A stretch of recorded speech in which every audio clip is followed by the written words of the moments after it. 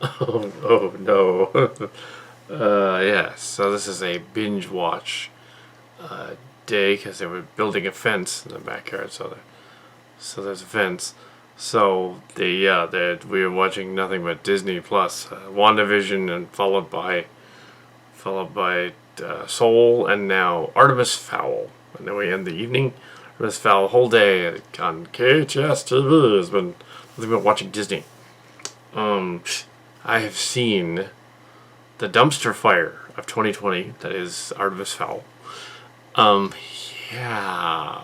Wow, guys. Apparently, the Artemis Fowl books were known to Mark's cards, and also some of my nephews. And yeah, a lot of other reviewers have already gone in depth as to why this movie doesn't work. I took some notes. But since I know what the others said, I'm not going to repeat what the others said. The plot of the movie first, such as it is. It's your basic. The plot of the movie is basically Home Alone, with a little bit of Harry Potter, a little bit of Lucky Charms and Home Alone, Harry Potter, Little Tomorrowland, and Men in Black. Basically, they just kind of took all these ideas and put them in a blender and made a thing. Now, because I am 1/4 Irish, I appreciate some of the Irish jokes, if there were jokes. But I'm afraid whoever wrote this was drunk, off the good stuff, and possibly a little stoned. Anyway, so some of their accents were interestingly all over the place. There was a stock villain cop guy in the Leprechaun Force. I understand that the characters were called this in the book. You know. So that's something. The fairies are leprechauns, even though that's not the same thing in the folklore. Leprechaun is something else. That's a little goblin creature. Fairy is a flighted creature. It's kind of a different thing. Goblin and a leprechaun is kind of similar. So they mixed that up. They made the goblins these fire retardant, fireproof little goblin things. They were actually, well, if you go back to the actual like lore of the origins of these different creatures, they were in effect, well, they weren't Lovecraftian, but they were Lovecraftian-like. They were in effect slights towards other people of other races. They were actually insults. The leprechauns, the hoarding gold and stuff like that. You can guess which group they were going after when they thought of that whole thing. Yeah, I don't need to say which group that was. Yeah, there was a lot of yeah.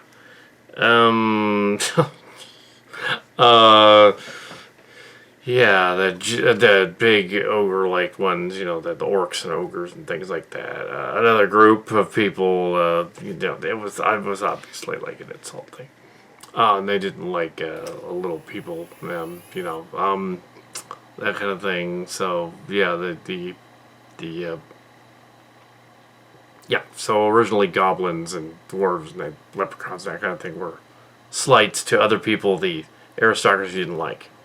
Basically, any number of them. Witches and warlocks were like, oh, there's those uppity characters that, in other versions. Yeah, so, yeah, we're not going to go into a political tirade about where the origins of different things come from. In the movie, they don't address that really too much. They sort of turn it into Harry Potter. But Harry Potter was not original. Harry Potter was based on The Witch Girl, The Witch School, from like 30 years earlier. A.K. Rowling read it. So it's nothing original in it. But people liked it because it had an original spin. This movie tries so hard to be that other series.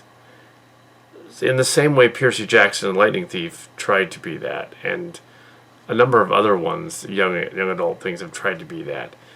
They just aren't. They are trying so hard to be that, they aren't. That was kind of one of the problems with the Star Wars sequels, is they were not really quite the originals. Even the prequels certainly weren't. So yeah, we have characters that are just archetypes of those from Harry Potter, including the really obvious Hagrid type dwarf guy who's also Lord of the Rings type of thing as well as a joke. Two different things: Hagrid and Lord of the Rings. That guy. He's not called Hagrid in this story. In fact, in the book, he's not described this way. They changed it. There was a scene where a lady transforms into a bird in the trailer or something and then walks in and goes, Artemis Fowl. That actually doesn't happen in the movie. They cut it out because fans like us observed that, said that looked terrible. Cut that special effect out. Yeah, shape-shifting did not happen too much. There was, however, a black horse dude in it. A centaur dude. They tried. The basic premise is not like the first book. In the movie, Artemis Fowl's father, Artemis Fowl Sr., is captured by some sort of goblin creature that wants to ransom him, but his stolen artifacts are revealed, and there's like this aftermath of a war. Then we cut back to what transpired before, leading up to the events of them being captured. So it's sort of one of those movies where you're seeing the ending, and now we're going to show you what happened to build up to the ending. One of those type of stories, right? So you have you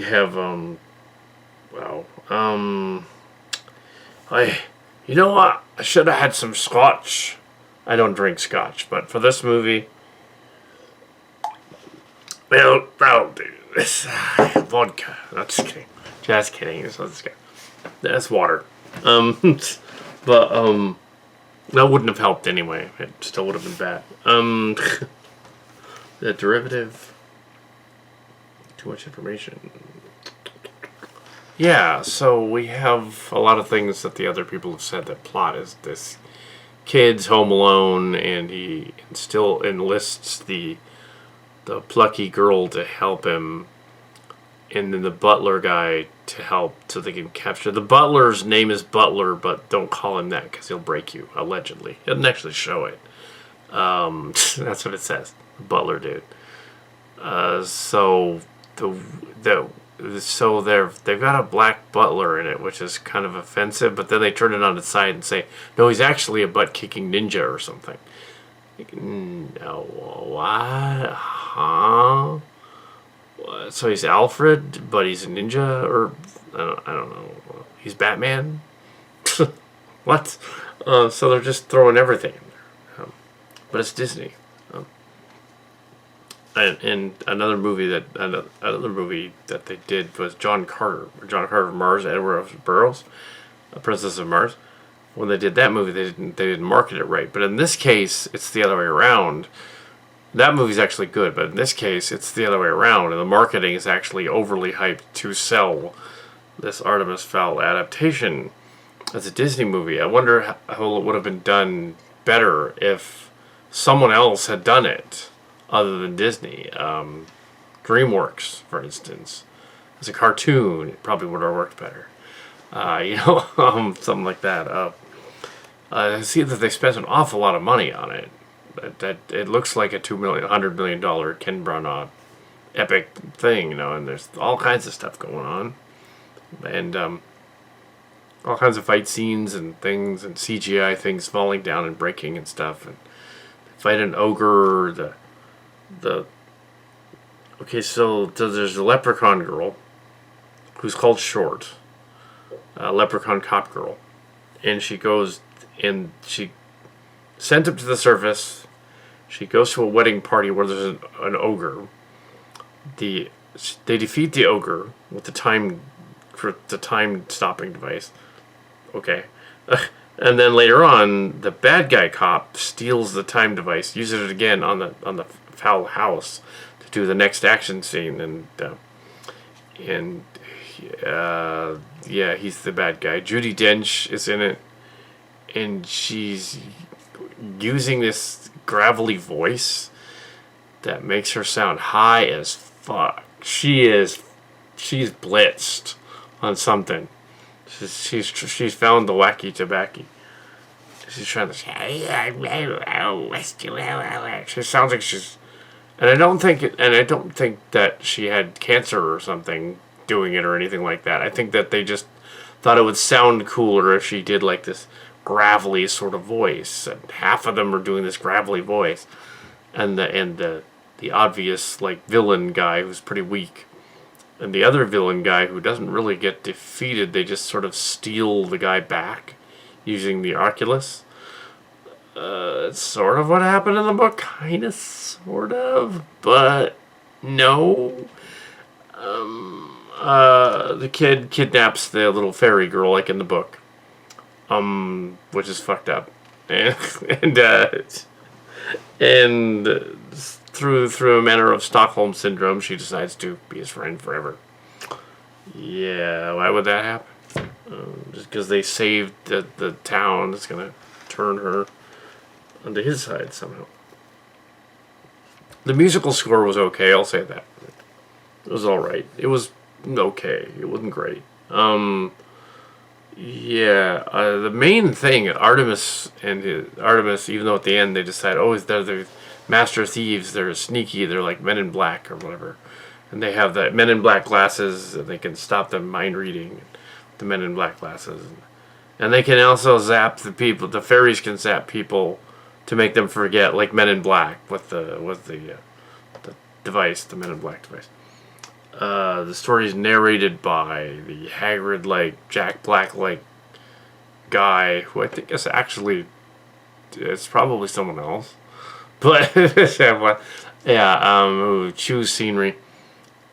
Part of the it's all over the place. It's a mess. It's all over the place. It's trying so hard to throw in these beats of a 3-act play with some action here and an action set piece here and an action set piece there, that it fails to actually make any sense. The lore that they set up is then circumvented. At one point, they have the Oculus. They tell him not to touch that, to Human Boy not to touch it. Then later on, he touches it, and it doesn't do anything. And then they throw in a line, oh, yeah, you can touch it, but it won't do anything. That's not what you said earlier. You said if he touched it, he would die.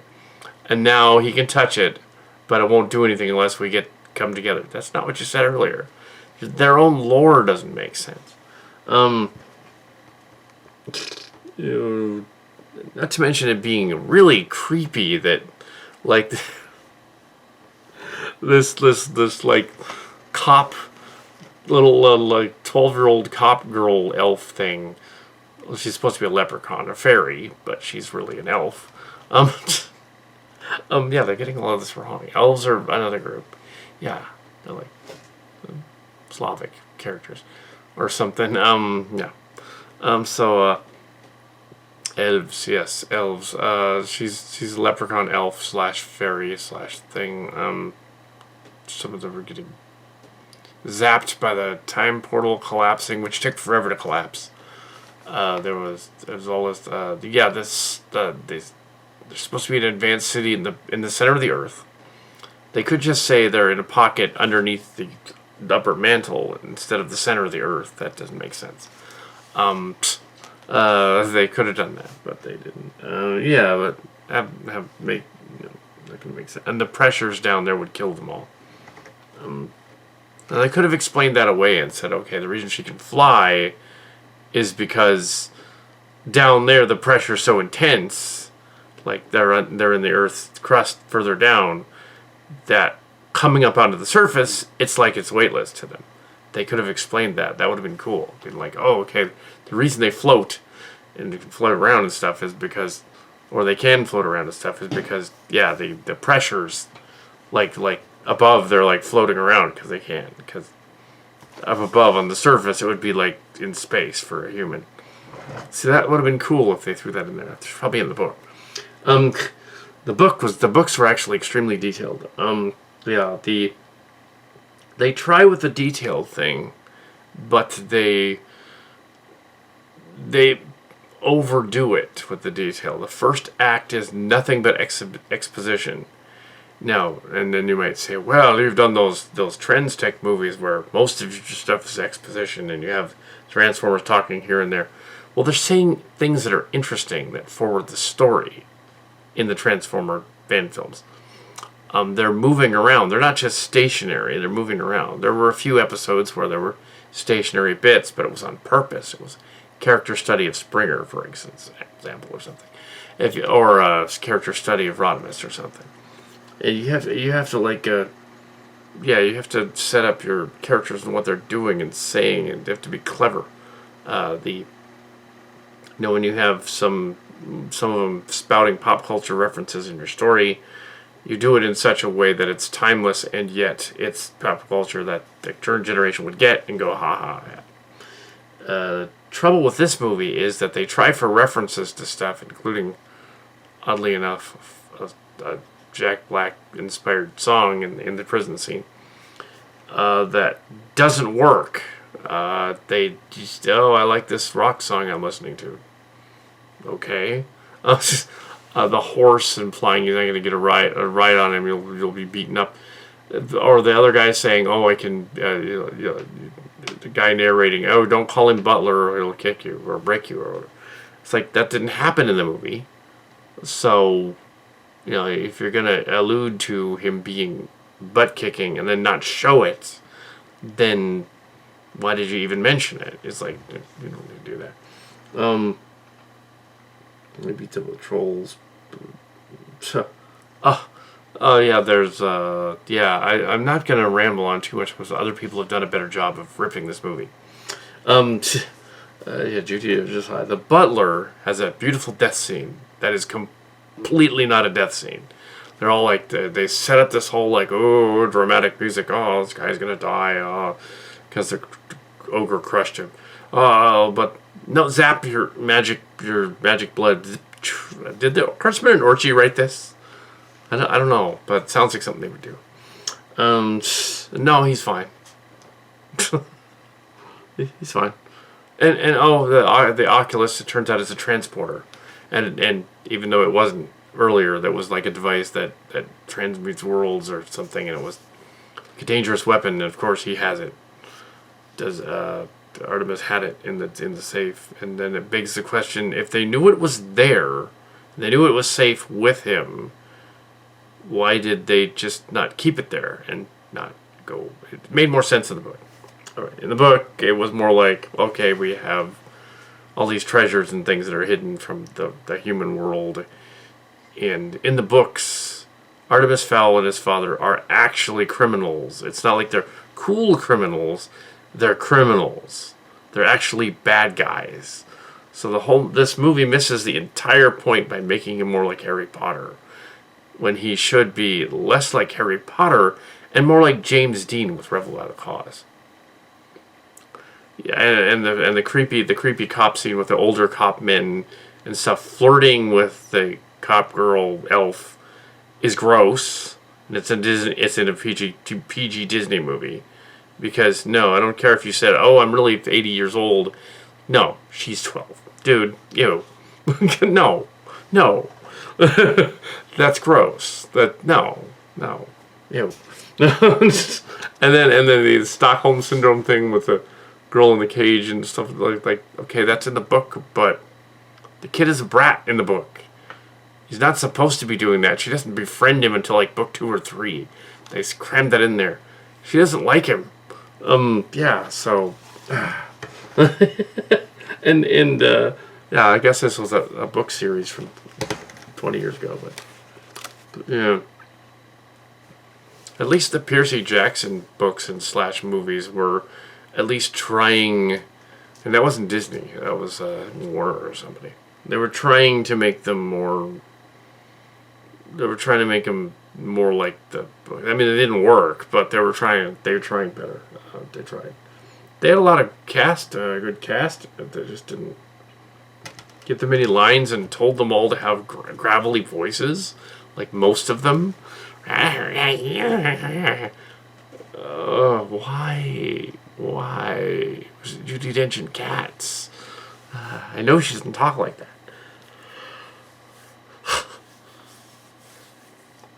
Oh my goodness. Well, I watched it just to see how bad it get. But, it was bad. Yeah. But in terms of, like, okay, if it was in the Clara Wars, it would get one of the worst movies of the year. But it doesn't get the worst movie of the year. No, the worst movie of the year last year was 365 Days. That was way worse. That's that mob movie where the guy kidnaps the lady. Similar plot. And makes the lady like fall in love with him or something. It was really horrible. The movie was bad. Bad, awful. You might say, oh, but what about Gotti? That was 2 years. Gotti was 2 years ago. Believe it or not. Yeah, that was a while back. Well, that one. That was bad too, but that was a different year. And yeah, the action and the pacing in a movie like this. The thing that made even Harry Potter 2 and 3 work is, well, they were action-packed, right?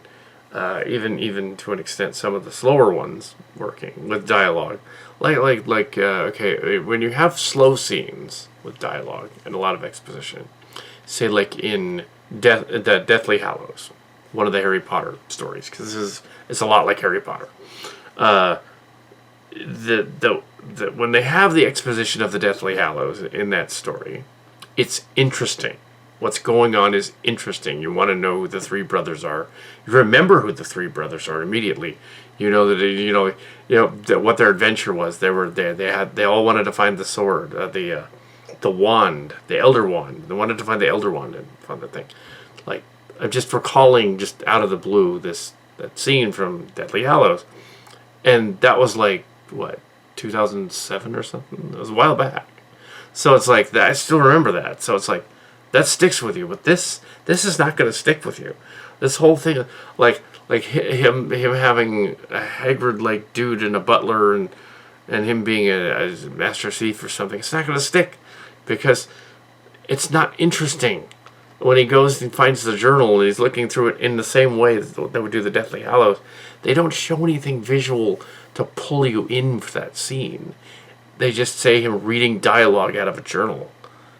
It's like, at least if you're going to do a movie, and this is weird because it's Ken Branagh. It's the guy that did Hamlet back in the 80s. It's like, how did you mess this up? Then again, he did do that remake of the Murder on the Orient Express, which was kind of weak. Yeah, not as good as the original. And what's up with that mustache that he had? A little gigantic. Perriot had a small mustache. Anyway, so it's like, come on, Ken Branagh, what are you doing?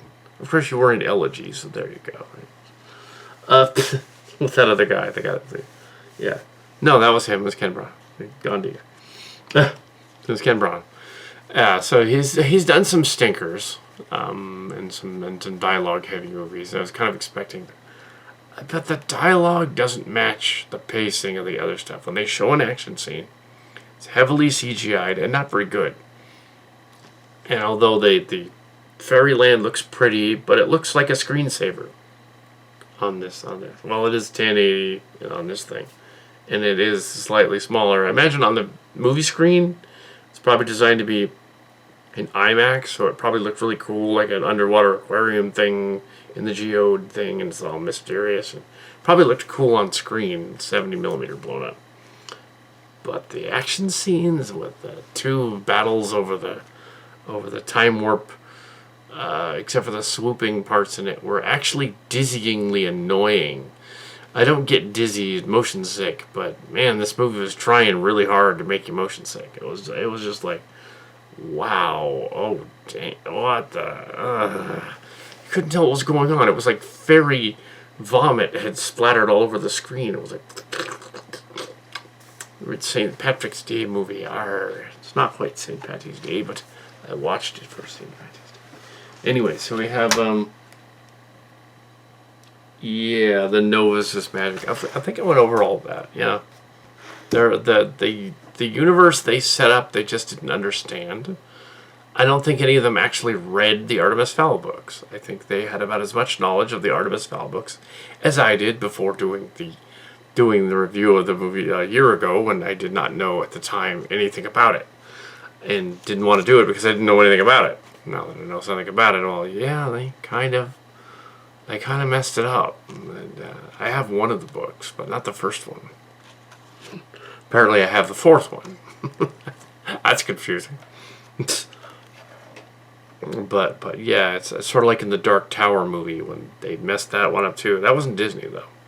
They messed that movie up, and then they had they used book 1 and book 6 just because they mashed a bunch of books together like they did here. Little Home Alone.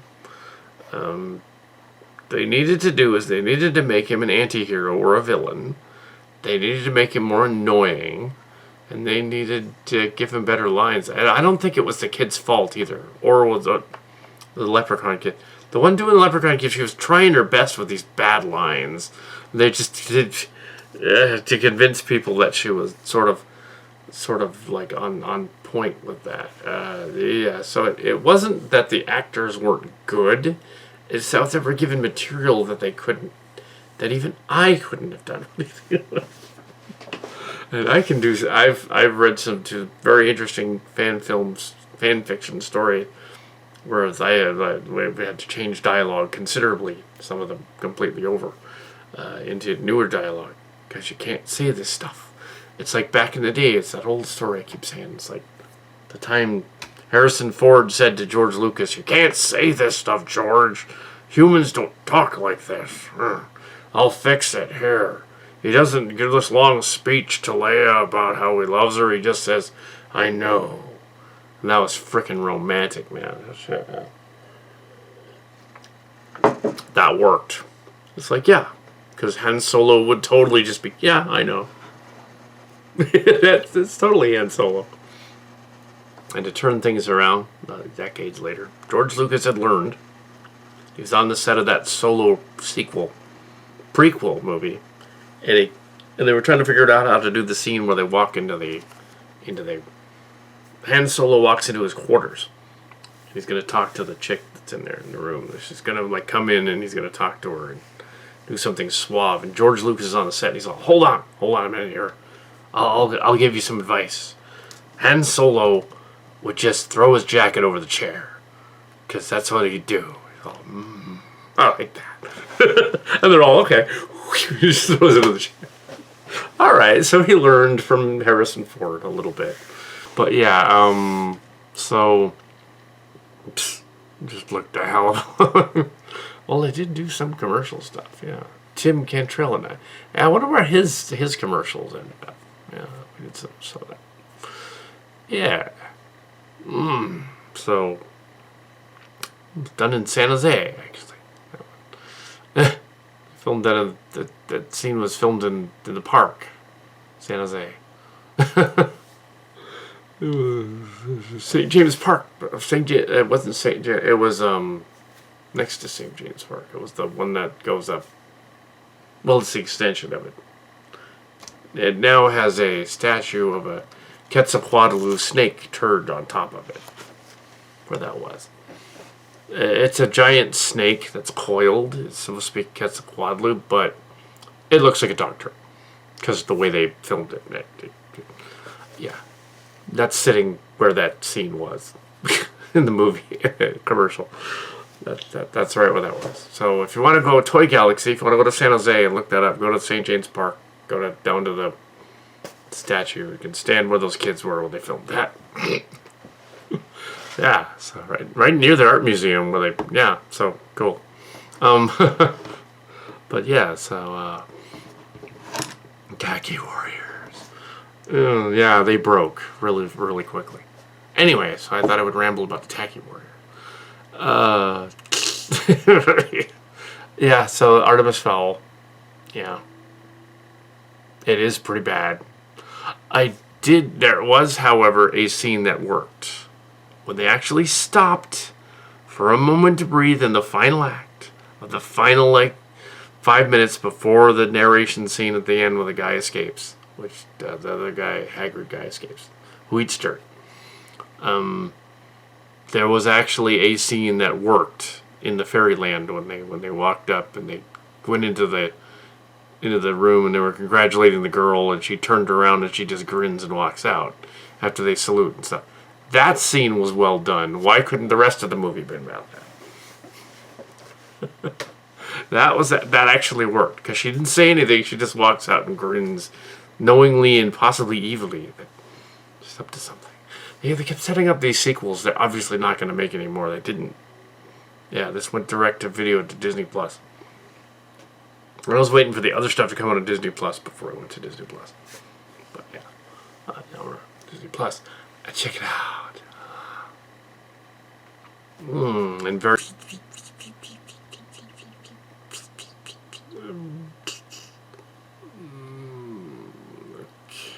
Yeah, Artemis Fowl. Yeah, should have been about, but it was foul, literally. The news stuff was not convincing in the beginning. The whole idea of what they were setting up wasn't. It would have done way better as a cartoon. An animated thing. What were the bad guys' motivations? They kind of weren't there. Yeah, so. Yeah.